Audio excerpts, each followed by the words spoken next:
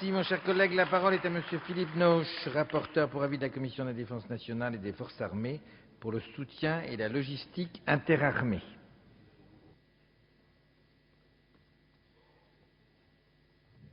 Merci, Monsieur le Président. Bien, Monsieur le Ministre, chers collègues, je crois qu'il n'est pas utile de décrire ligne à ligne le budget soutien et logistique interarmée. Simplement, je voudrais essayer d'évoquer les points les plus sensibles devant vous. Le premier point concerne la politique immobilière. Le ministère s'est lancé dans un projet d'envergure visant à regrouper les sites franciliens à Ballard. Ce projet avance et les emprises libérées devraient pouvoir être vendues pour contribuer aux fameuses ressources exceptionnelles.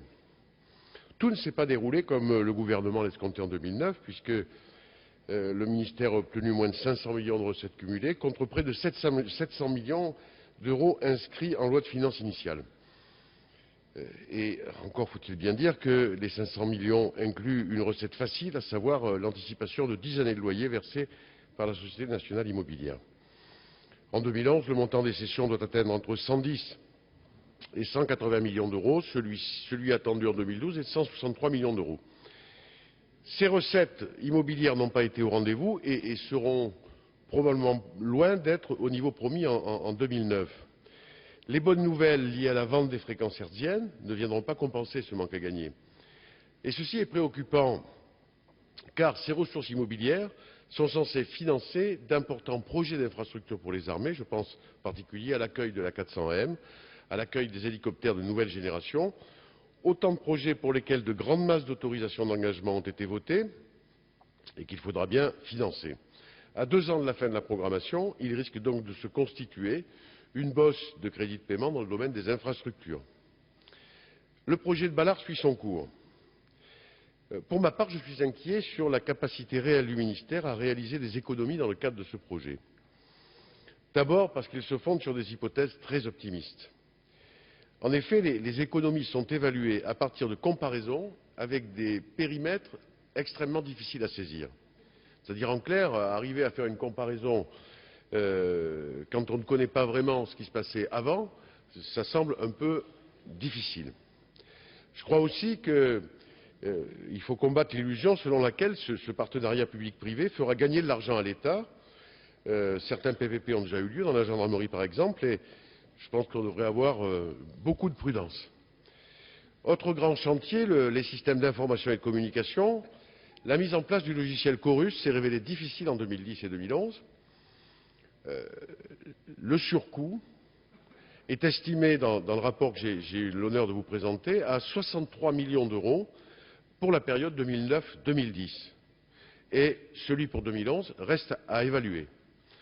Je pense qu'il devrait faire pour le moins l'objet d'une prise en charge interministérielle, au moins partielle, car le ministère a joué un rôle de pionnier dans sa mise en œuvre. Le programme 212 comporte également les crédits d'accompagnement des restructurations. Alors ces crédits ont été sous-consommés sur le nouveau plan de stationnement. Moins de la moitié des crédits de paiement de 2010 ont été consommés.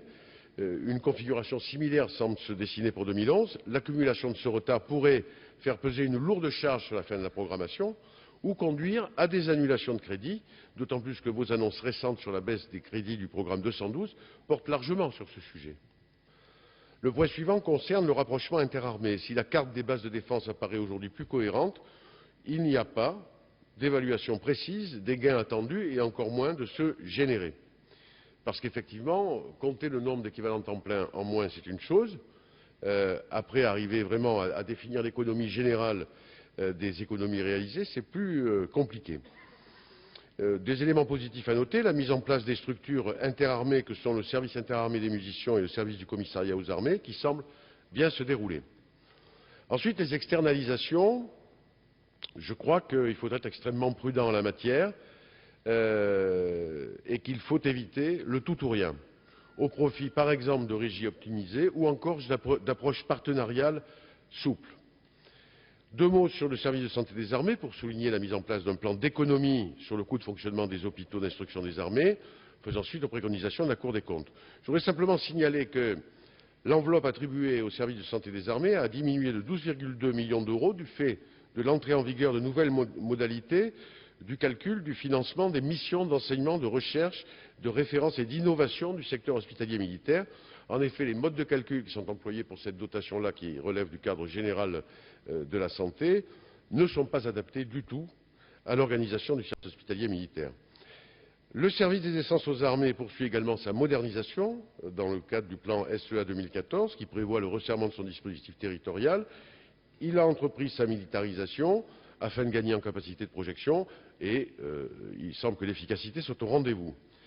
Sur les opérations extérieures, je n'y reviendrai pas très longuement pour souligner simplement que la provision inscrite de 630 millions ne sera pas couverte pour cette année. Elle sera puisque les dépenses sont évaluées à 1,2 milliard d'euros.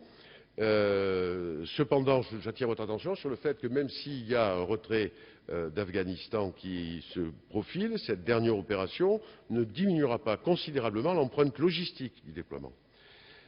Enfin, je souhaite, pour conclure, mettre en lumière ce qu'on appelle les missions intérieures. Celles-ci ne font pas l'objet d'une prise en charge interministérielle, puisqu'on ne trouve dans le budget que quelques crédits anecdotiques à hauteur de 360 000 euros. Et pourtant, il s'agit de missions essentielles qui assurent la sécurité du territoire national.